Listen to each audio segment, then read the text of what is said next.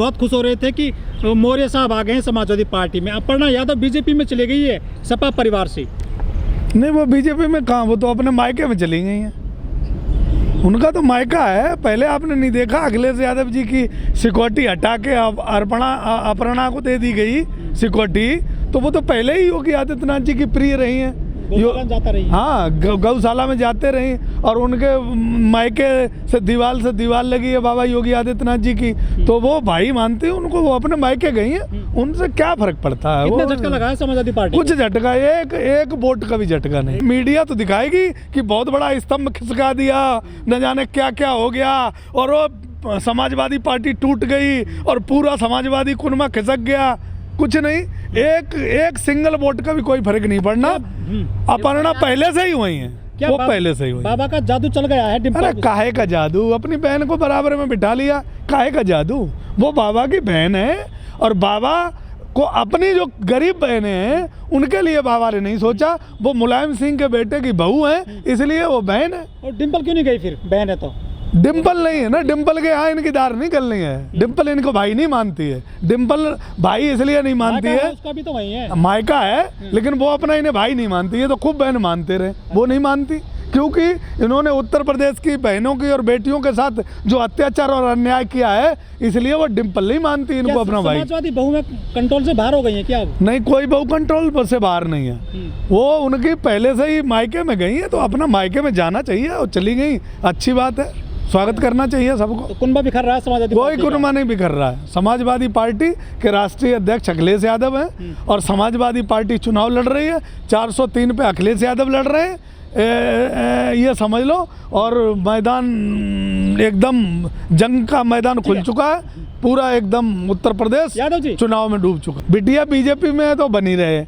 मौर्य जी आ गए हैं, मौर्य जी की विचारधारा समाजवादियों से मिलती है, बीजेपी में बंद कर रहे हैं। किसी दलित को, ओबीसी वर्ग को बोलने नहीं दिया गया 5 साल तक, इसलिए वो दुखी थे, वो परेशान थे। फर्जी कार्ड बनाए जा रहे थे, श्रमिक कार्ड, वो भी उन्होंने कार्ड आके बता दिया, यहाँ खोल दिया।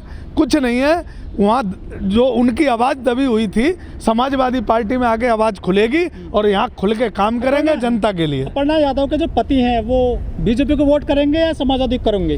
वो समाजवादी को करेंगे। तो पत्नी कहाँ करेगी? पत्नी जहाँ मर्जी जाए, वो सब समाजवादी को। नेताजी के घर में रहती, नेताजी चले जाएंगे। नेताजी तो समाज की चल नहीं रही क्या परिवार में? नेताजी की बहुत बढ़िया चल रही है। नेताजी ने अपनी बराबर वाली कुर्सी पर नहीं बैठने दी। अभी मैं नखलऊ में था, नेताजी ने अपनी बराबर वाली कुर्सी पर नहीं बैठने दिया, कहा वहाँ बैठो सामने जहाँ पे सब वर्कर बैठे। मतलब विचारधारा नहीं मिलती तो आप घर से भी निकाल दो। तो क्या बात है, उसमें विचारधारा नहीं मिलती है तो जहाँ तुम्हें जाना है जाओ। लोकतंत्र इसी का तो नाम है। लोकतंत्र में विचारधारा की बात होती है और जहाँ तुम्हारी विचारधारा है वहाँ हिस्सेदारी लो। अच्छा, तो समाजवाद बिखर रहा है अब? समाजवाद नहीं बिखर रहा है, परिवारवाद ना। जो समाजवादी विचारधारा में फिट ना होता हो उसके लिए रास्ते खुले हैं, कोई भी कहीं चला जाए। स्वामी प्रसाद मौर्य की बात आपने करी है, मीडिया बड़ा उनको परेशान कर रही है। पुराने उनके जो है ना बयान, उनको उठा कर उनका जीना हराम। देखो, मीडिया की बात मत करो। मीडिया तो योगी आदित्यनाथ जी को मुख्यमंत्री दोबारा बना चुकी है, अभी वोट पड़े नहीं।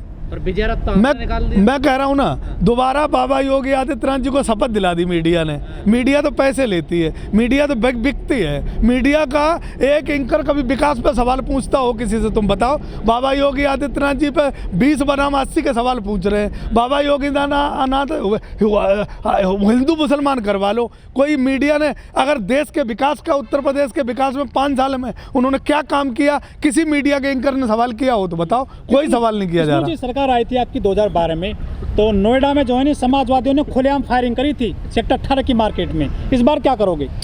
ये तो सब बेकार की बातें हैं। जो लोग बहक जाते हैं, जिनका पार्टी से कोई लेना नहीं, वो समय पे हर पार्टी में ऐसा होते हैं, हर पार्टी में ऐसे होते हैं और वो पार्टी के नहीं होते, वो पार्टी का नाम लेते हैं। ऐसा कोई पदाधिकारी अगर करे तो पार्टी जिम्मेदारी लेती है। ऐसे तो यार हम समाजवादी के किसी के लट मार दिया, ये तो बीजेपी भी करवा रही है। अरे मीडिया को, लोकतंत्र को दिक्कत है मीडिया से।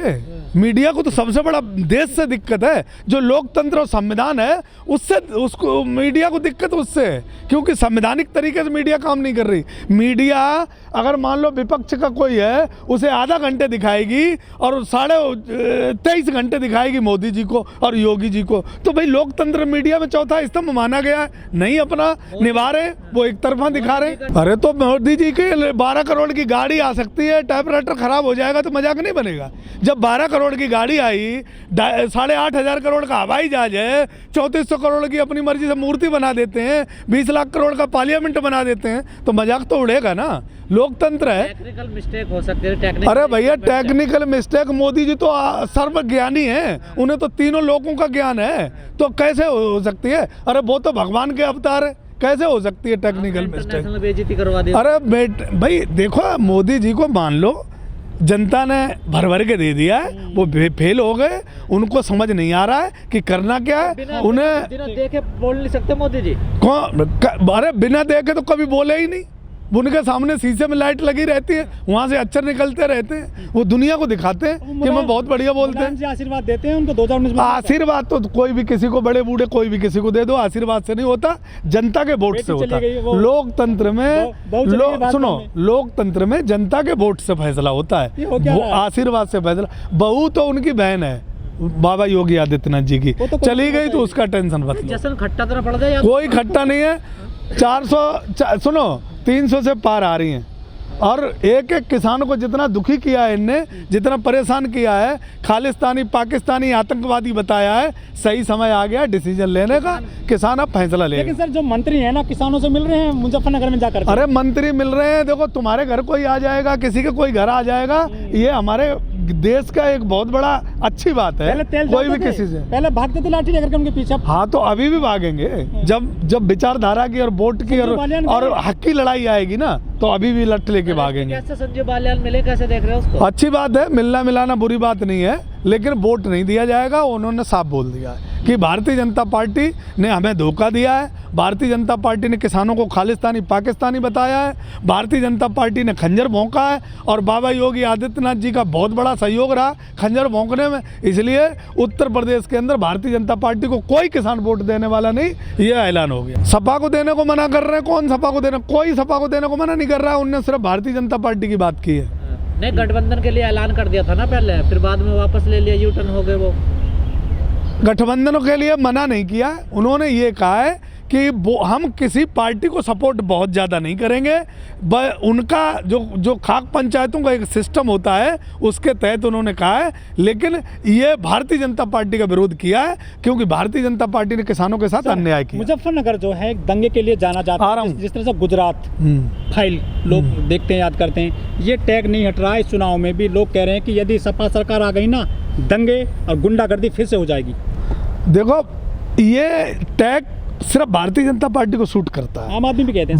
नहीं, कोई नहीं कहता, मुसलमान कहता है, वो मुसलमान भी नहीं कहता और हिंदू भी नहीं कहता है। जो भारतीय जनता पार्टी के लोग भारतीय जनता पार्टी से जुड़े हैं वो कहते हैं। कोई नहीं, अल्लाह अकबर और हर हर महादेव के नारे वहीं मुजफ्फरनगर में लगे हैं, पूरी जनता ने सपोर्ट किया है, और वो सपोर्ट चुनाव में भी दिखाई देगा आपको।